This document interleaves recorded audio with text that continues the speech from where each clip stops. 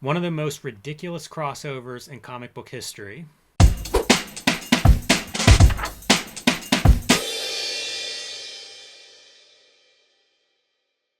Hello and welcome to your favorite YouTube channel, Cartoonist Kayfabe. My name is Jim Rugg. I'm Ed Piskor. Before we dive into this video games versus comics episode, I want to remind everybody we are a daily comic book YouTube channel with over 1,600 videos that you can search on the Cartoonist Kayfabe YouTube homepage. You can search by your favorite cartoonist or your favorite comic book character or title, and chances are we've got some videos you'll love.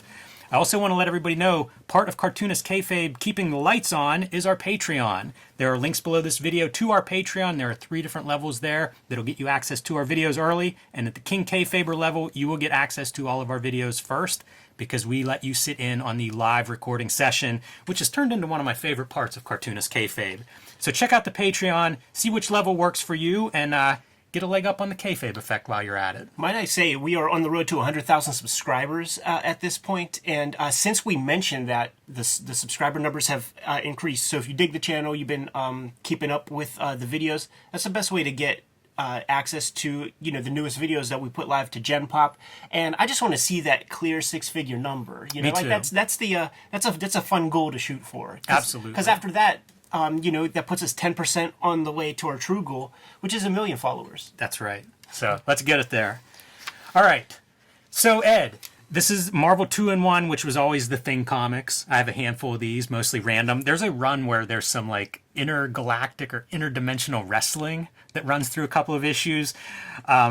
Kind of a weird series. You'd think the Thing might have his own, but also that name maybe not the best name for a comic book series, even back in 1983. It's interesting to think because it's context, right? You have Marvel Team Up, and that's a Spider-Man book. So we're going to do another version where it's not quite a Thing series, which this goes away in like a couple of issues and becomes Thing number one. But my question is and it's an interesting thing to think about because you think about the sort of legacy and the pantheon of characters. It's really probably the Hulk when the Ferrigno show is out, but even Captain America is dusty. Spider-Man is pretty much it for Marvel for a big chunk of time. That's supported by some of this information that we've been receiving in email, where it shows the sales numbers, the sales figures for all of comics. And it would be just Spider-Man comics that just peaks into the top 50. Even stuff like Kirby's Fantastic Four wasn't even that big of a deal. Captain America was dusty. He's like 4th tier. He's like 4th round pick kind of character because it's Batman, Superman, Wonder Woman, the Captain America. So the Thing, it's interesting that they're trying to support a comic with him. That said, these are one and done comics, just like Marvel Team Up, where it would be like the Thing and Alpha Flight. That was the first one that I ever scooped up at the little used bookstore because I was an X-Men head, and that was like my connection because of their connection to X-Men. But they're one and dones, which fit my criteria as a kid. So I have a big chunk of these, and Ron Wilson, the principal artist. I don't know that anybody else even drew these shits. He's a very comforting artist to me. I was thinking about him a little bit this week reading this and thinking about him almost like in the context of Ron Friends. Exactly. I have a connection to Ron Friends because he's local. I grew up sort of like, this is the guy. Like, this guy draws, Marvel comics and stuff. But it's very house style for Marvel, and I think Ron Wilson fits that. Oh, absolutely, man. This is a guy, on your batting order, if you're an editor and you're assigning books, you put him 6th, 7th place, he will be reliable. That's where I was going to slot him in, seventh on my lineup. Yeah, because he's not bad. Right. But he's also, it's not a dazzling style. He's not going to really push the medium in any way. He's punching the clock. He's doing a job, and you're not going to have to worry about him. He's gonna turn in the deadline. I don't know this to be true, but it's the kind of guy I would picture Jim Shooter would like this dude. Dependable. Like I often hear the wrestling podcast, and they'll talk about the best ability is dependability, and I feel like probably Ron Wilson, you're getting a dependable guy. Yeah, I think so too. Because he knows, and we could just start going. Well, you know what? I just did want to point out, because we do talk technical stuff. a lot of color holds on this cover. Yeah. Like some weird stuff going on, because like even the purple it may be something like that. It's very strange, the color on here. Yeah, it's a good point, man, because this is not, you can't take this for granted with the sliding and shifting plates, especially on a glossy paper. Like it was the glossy stock where you can't have more than X percentage of color because this Slips. stock will slip on the presses and things. And I bring it up whenever the idea of like two color holds comes up, man. It was like the old Apple logo was like considered to be one of the most expensive logos in all of corporate history, because if you remember, it's like a rainbow of colors, and this is manually pressed materials back in the day. So like they would have to scrap and throw away so many boxes, so many print ads, all kinds of stuff to just get that Apple logo to look right, because this stuff shifts. Yes. And gets all messed up. Hannigan is a reliable hand. He designed. He's the guy who did like the Days of Future Past covers. Like a lot of iconic covers are really it's Ed Hannigan. Sometimes ghosting. Yeah, interesting. The other note I'd make is this Video Wars thing. It's almost like, was this beta versus VHS that we're going to be dealing with in this issue? And it's not. It's video games, but I think the language is pretty far out yet, Dude, even for that. Thing calls them these TV games. You know, like there's all this quaint talk, and it's Michelini. I don't know how old he would be at this time, but he would be, a young adult. You would think he would have some hipness to him and like some understanding. Because like, I think, was Michelini at Baltimore Comic Con? Like there was like those old writers that... It was like Howard Mackey, and then it was like a couple other dudes, and I felt like Michelini was one of them. It's possible. I don't remember for sure, but it's 83. Like he's got to be young enough to have like a small modicum of hipness. But the fascinating thing to me with this comic is it kind of fits in with like Last Starfighter, and some of that stuff where I felt as a kid, because like you and I grew up through. Like before there was the little advisories on video games. In fact, when that shit was going on with the Senate subcommittees, Mortal Kombat, Night Trap, like all those games, I remember thinking like, oh, this is just what they did to comics. Like I'm living through the video game version of that. But even as a kid, like I knew that I wasn't getting warped. But put yourself in a perspective of a parent who has no experience with this stuff, and they see little Jimmy and little Eddie sitting in front of the TV, going like this on like a little pad and just like staring and not blinking and not moving. Like the rest of your body's not moving. Yeah, exactly. For hours. Yeah, exactly. So you see that there's like a hypnotism going. Like you don't understand it, but I will tell you, even in my day, thinking of like Last Starfighter and stuff, PlayStation 2. There's this game called SOCOM that came out. It had the headset where you could talk with Bravo team and shit, and then you could play online and stuff. And there was a half-hour Navy SEAL documentary up front. And I remember thinking, like, I'm a little scared to play this online. Because, like, I already know it was a time where it was out and known that like, first-round drones were being piloted by Xbox controllers. Right. And that system was out at the time. PlayStation 2 was a rival to that. So I'm like, are they keeping track of like high scores? Like, I mean, it has their sponsorship. Like, should I put this online? Like, these were thoughts in my head. This might even be, maybe I bought 5 things off of eBay ever. So I'm just getting into e-commerce and shit like that. And that was like a nerve-wracking thing to me. That's amazing. Yeah. That's funny. Probably something to be, some of that to be concerned about. We don't know that they don't have data. In fact, we probably know that they do have data. It's fun to see the screens, though, because, like, talk about, like, square dudes. You got to wonder, has Ron Wilson seen Pac-Man? Right. In 1983? Because I had an Atari 2600 that came with Pac-Man as one of the games. And it was a terrible Pac-Man. And it was probably 83, because I was 6. So right around that time period that's coming out. So I wonder, like, if you're an old dude that's just sitting at your drawing table all the time, wouldn't surprise me if he didn't see much in the way of whatever video game. Part of the house style, maybe like a quick screenshot or something that he could reference, and that's about it. Part of the house style, and you see it with Ron Friends as well, is that they're such devotees of Kirby Ditko that in 1983 you might see dudes walking down the street with suits and trilby hats and stuff, like fedoras and things. Like they don't even know what clothes look like. That's true. In 1983, so this is a bit of a stretch, and they're like pushing the imagination of Pac-Man. Right, exactly.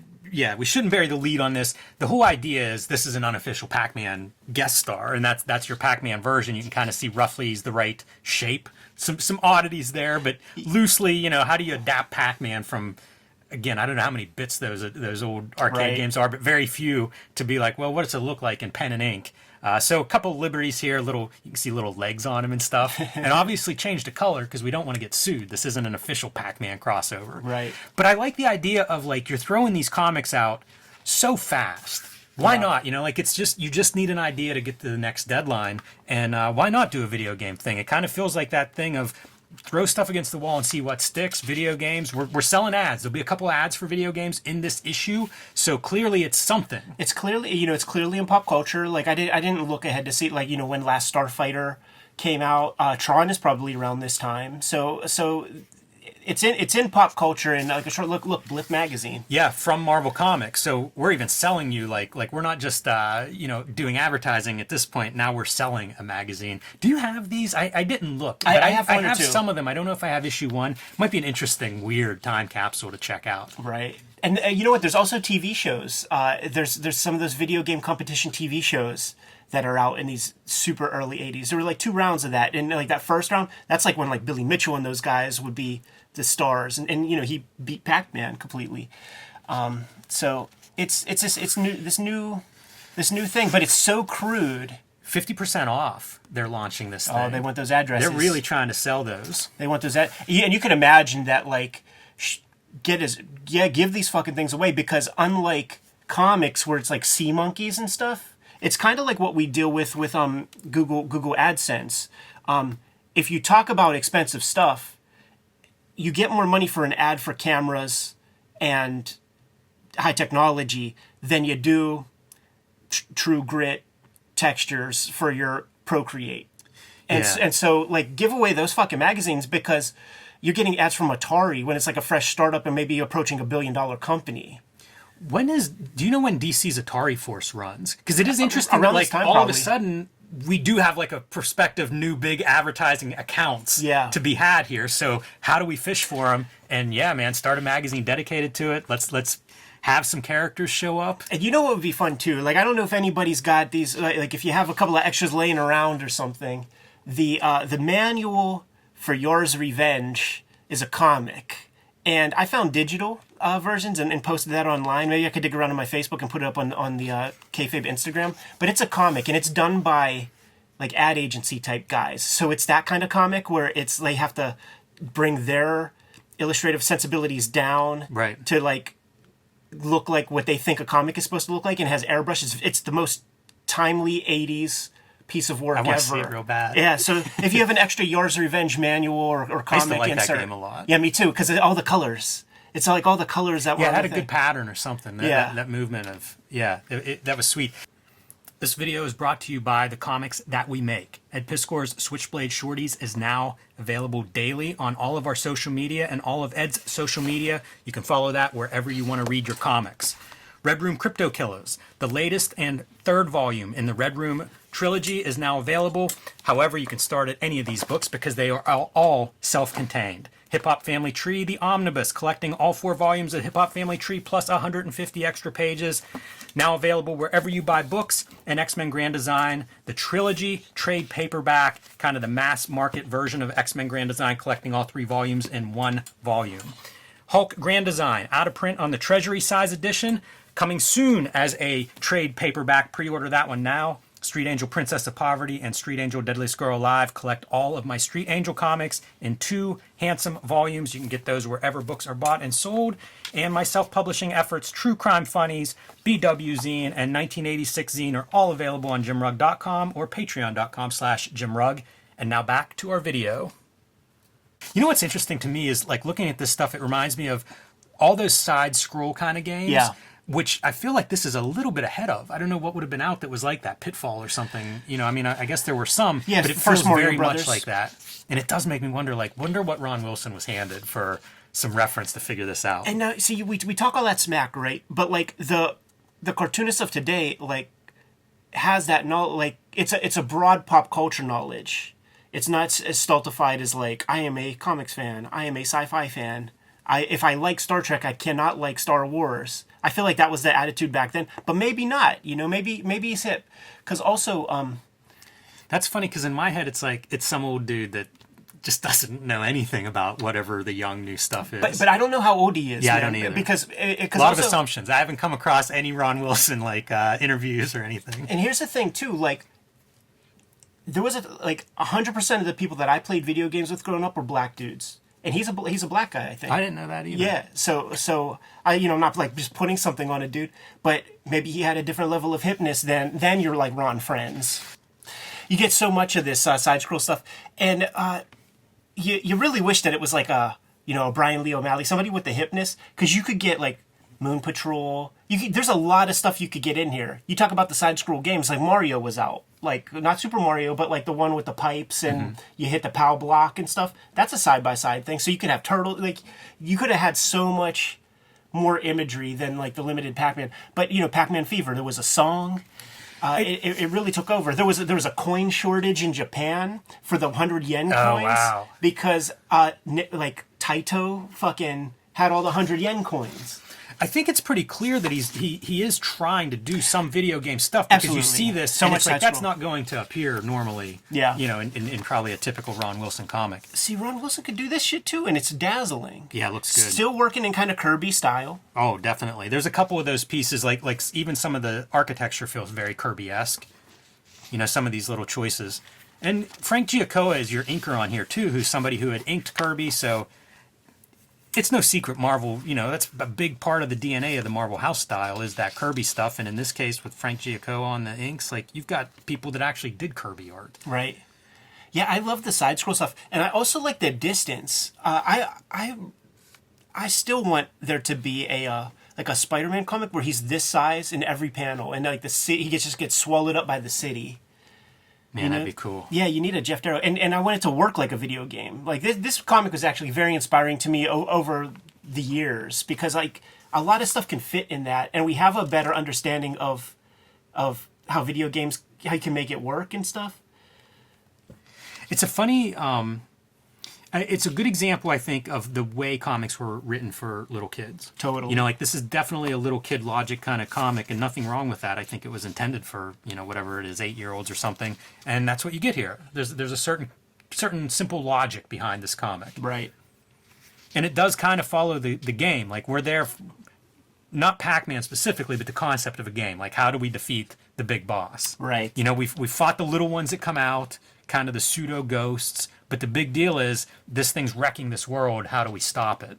So, kind of the video game plot, if you will, if not a specific video game at the time. We probably should have had the Jack Kirby Pac-Man Destroyer Duck issue along with this to kind of show off that vibe. It's funny that Blip, it's the hype box for Blip #1, and there are like comics in there, right? Because of course, what else are you gonna do? Nothing's an accident. Yeah, exactly. You almost wonder if this was mandated from an editor that was like, "Hey, we're launching this video game thing. It makes sense. Let's put this in a comics." Makes me wonder if there are other Marvel comics from around this time period where they're slipping in some sort of video game type references. Yeah, that's a good question. Can put something in the comments if you guys know that to be the case. Yeah, Nothing comes to mind right now, but I bet there was one or two things. Why not? And next issue, teaming up with ROM. Not a video game, but definitely a licensed product. And here you go. This is an Atari ad. Wow, like you get nothing. Like you can't even read beyond. I got football, baseball, and then this is like one of those eye charts at the eye doctor. Right. I just can't tell you what any of these other games are. But it seems like that's part of what they're promoting is a lot of games for this new system. So buy it, and then you'll be in business. And that was the era, dude, where like you got football. No NBA Blitz, 2K. Not even this. These guys are way. You get a pixel or your players in these like the football, baseball games of that time period. Here's another video game ad. This time Jack Davis art. Yeah, and so I don't even know cool. this comic. I mean this video game. No idea about that one.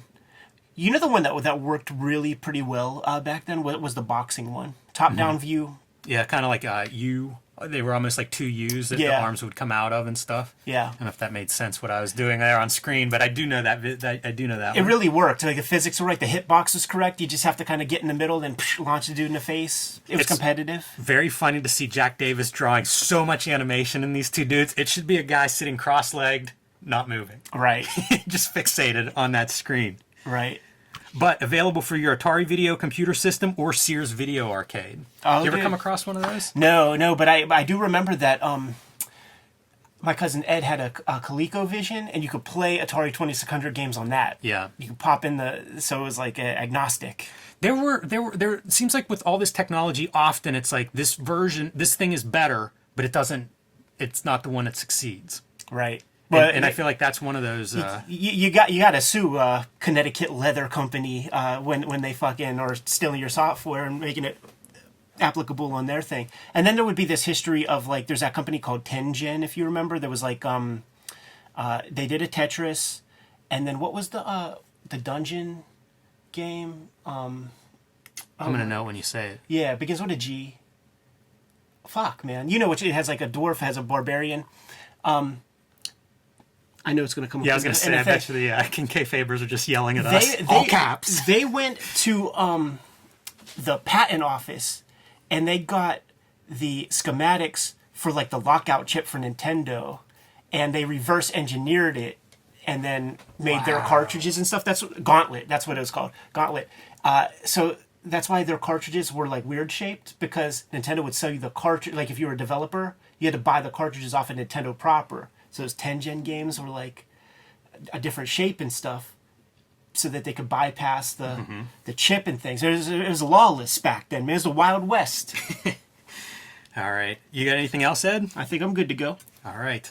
Kayfabers, we're on the road to 100,000 subscribers. Thank you very much. Make sure you subscribe to the channel, hit like, go play around with the bell, get that setting adjusted so that you get access to all of our videos as soon as we make them live to Gem Pop.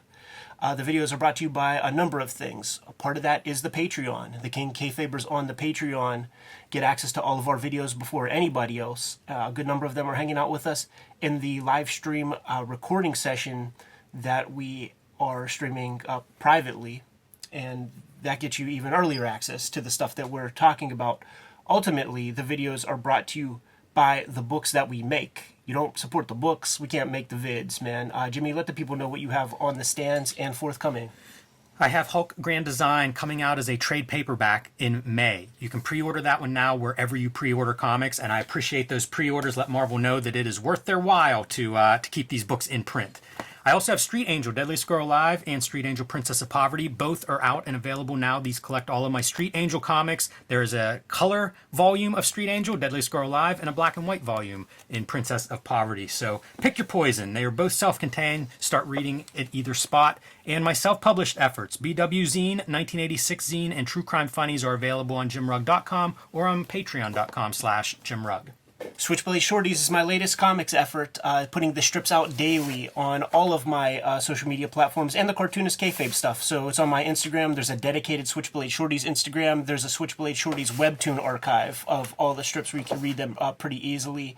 There's also a Patreon, patreon.com/edpiscor, where you can read way ahead. I have more than 100 strips up there on the Patreon as we speak.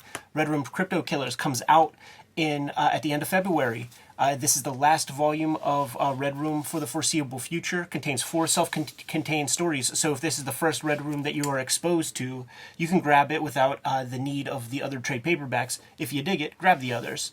The Hip Hop Family Tree Omnibus is out there. I saw it online for as low as $48 on Amazon. So get it while supplies last. This is a sort of like last run of that first printing before we go to reprints. So not sure quite how many of those are left right now, but it's the best book I've made to date. And X-Men Grand Design Trilogy trade paperback. This is the collection of all of my X-Men Grand Design works. Probably 3 years of work went into this package. Some of those are out of print, so this is your way to get access to all of those comics at once. Jimmy, there are a couple of other ways that the people can directly support the Cartoonist Kayfabe channel. Will you let those people know? You can subscribe to the Cartoonist Kayfabe e-newsletter at the links below this video. You can also find Cartoonist Kayfabe t-shirts, merchandise, hats, mugs, stickers, and more at our spread shop. That link is also under this video. There you have it. A bunch of different ways to support the Cartoonist Kayfabe channel. Give the people their marching orders, Jimmy, and we'll be on our way. Read more comics.